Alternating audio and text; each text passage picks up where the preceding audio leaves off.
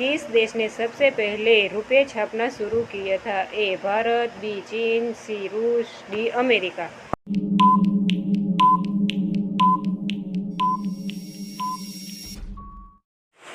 सही जवाब है बी चीन।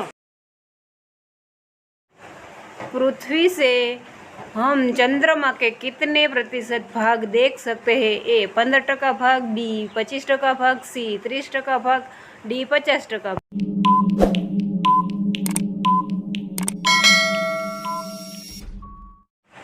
सही जवाब है 50%। ऐसा कौन सा पक्षी है जो अपना घोंसला नहीं बनाता? ए कोयल, बी मोर, सी उल्लू, डी कबूतर।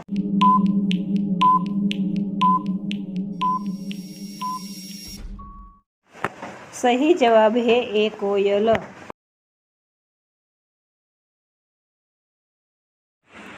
भारत में चीनी का सबसे अधिक उत्पादन किस राज्य में होता है? ए गुजरात, बी आसाम, सी केरल, डी उत्तर प्रदेश।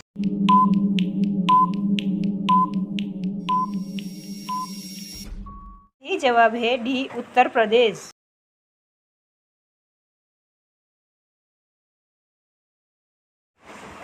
फलों की रानी किसे कहा जाता है? ए आम को, बी लीची को, सी अंगूर को, डी कटहल को। ये प्रश्न आपके लिए है। इस प्रश्न का उत्तर कमेंट बॉक्स में लिखिए। वीडियो अच्छा लगा तो लाइक करना और शेयर करना।